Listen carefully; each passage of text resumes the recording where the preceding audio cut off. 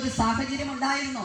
2016 മുമ്പ് power cut, ഒഫീഷ്യലായിട്ട് power cut, അല്ലാത്ത പവർ കട്ട്, ഔദ്യോഗികമായ പവർ കട്ട്, അനൗദ്യോഗികമായ പവർ കട്ട്, അങ്ങനെ പ്രഖ്യാപിത പവർ കട്ടും അപ്രഖ്യാപിത പവർ കട്ടും എന്ന രീതിയിൽ പല രീതിയിലുള്ള പവർ കട്ടുകൾ വന്ന് നമുക്ക് ദിവസങ്ങളോളം കറണ്ട് ഇല്ലാത്ത രീതിയിലേക്ക്.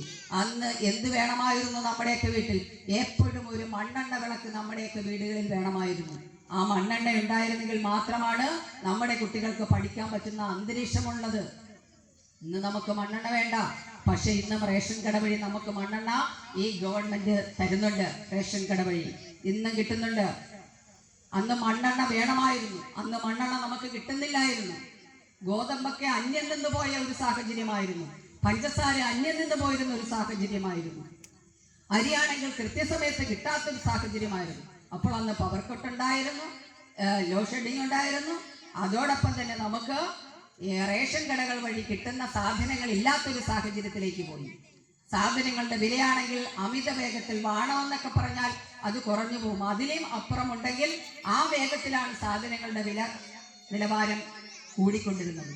ഇന്ന് ആ വില നിലവാരം പിടിച്ചു നിർത്തുന്നതിന് വേണ്ടി നമുക്ക് കേന്ദ്രത്തിൽ നിന്നൊരു സബ്സിഡി തന്നില്ലെങ്കിൽ പോലും കേരളത്തിലെ ജനങ്ങൾക്ക് ഇതെല്ലാം വില നിലവാരം പിടിച്ചു നിർത്തുന്നതിന് ആവശ്യമായ ക്രമീകരണങ്ങൾ പൊതുമാർക്കറ്റിൽ അത്രയും ക്രമീകരണങ്ങൾ വരുത്തിക്കൊണ്ട് നമുക്കിന്ന് സാധനങ്ങൾക്കടക്കം സബ്സിഡി ചെയ്തുകൊണ്ടാണ് നമ്മുടെ ആളുകളെ സംരക്ഷിക്കുന്നതിന് വേണ്ടിയിട്ടുള്ള ഇടപെടൽ നമ്മുടെ ഗവൺമെന്റ് ചെയ്തിരിക്കുന്നത്.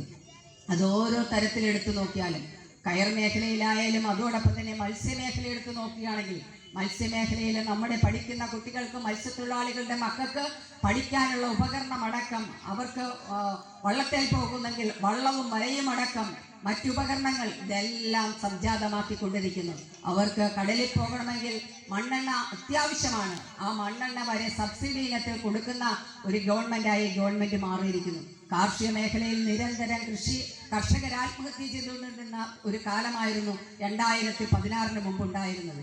ഇന്ന് കർഷകരുടെ ആത്മഹത്യയുണ്ടോ? നെല്ലിന് നല്ലതുപോലെ താങ്ങുവില പ്രഖ്യാപിച്ചുകൊണ്ട്, നെല്ലിന് സബ്സിഡി പ്രഖ്യാപിച്ചുകൊണ്ട്, വിത്തും വളവും അടക്കം കൊടുത്തുകൊണ്ട് നമ്മുടെ കൃഷിക്കാർക്ക് കൃഷി ചെയ്യുന്നതിന് ആവശ്യമായ പ്രോത്സാഹനമാണ് ഈ ഗവൺമെന്റ് നടത്തിക്കൊണ്ടിരിക്കുന്നത്. അങ്ങനെ കാർഷിക മേഖല അടക്കം നന്നായി മുൻപന്തിയിൽ വരുന്നതിന് വേണ്ടിയിട്ടുള്ള സമീപനം ഈ ഗവൺമെന്റ് കാഴ്ചവെക്കുന്നു. എന്തിനേറെ പറയുന്നു, നമ്മുടെ മുന്നിലുള്ള റോഡുകളും പാലങ്ങളും കലുങ്കുകളും എല്ലാം ഒന്നിനൊന്നിന് മെച്ചമായ രീതിയിൽ പോകുന്നു. നമുക്കറിയാം ഈ മുപ്പാലം എന്ന് പറയുന്നത് അല്ലേ, നമ്മുടെയൊക്കെ മുന്നിൽ ഇപ്പോഴും ഒരു മുപ്പാലം എന്നാണ് നമ്മുടെ മനസ്സിൽ ഇപ്പോഴും ഉള്ളത്. ആ മുപ്പാലം ഇന്ന് നാൽപ്പാലമാക്കി മാറിയിരിക്കുന്ന ഒരു സാഹചര്യം. ആ നാൽപ്പാലത്തിൽ ഇന്ന് ഗസ്റ്റുകൾ, അതായത് ടൂറിസ്റ്റുകൾ ഏറ്റവും കൂടുതൽ വന്നു പോകുന്ന ഒരു സ്ഥലമായി നമ്മുടെ നാൽപ്പാലം മാറിയിരിക്കുന്നു. ഈ നാൽപ്പാലം മാത്രമല്ല, 200ഓളം പാലങ്ങളാണ് ഇവിടെ ചെയ്തു കൂട്ടിയിട്ടുള്ളത്. 200ഓളം പാലങ്ങൾ. വെള്ളാപ്പള്ളി പാലമുണ്ട്, മട്ടാഞ്ചേരി പാലമുണ്ട്, അതോടൊപ്പം തന്നെ ചൗക്കോട്ട പാലമുണ്ട്, കൊമ്മാടി പാലമുണ്ട്. ഇപ്പം പടഹാരം പാലം തീർന്ന് അതിന്റെ ഉദ്ഘാടനം ബഹുമാന്യായ മുഖ്യമന്ത്രി വന്ന് നിർവഹിച്ചു കഴിഞ്ഞു. അതോടൊപ്പം തന്നെ പെരുമ്പളം പാലം.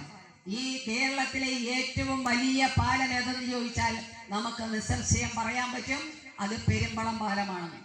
നിങ്ങൾ ഓർക്കണം, ഇതിനു മുമ്പ് 2016 മുമ്പ് ഒരു ഗവൺമെന്റ് ഭരിച്ചിരുന്നു.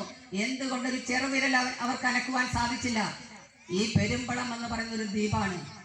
11 വാർഡുകളാണ് ആ പെരുമ്പളത്തുള്ളത്.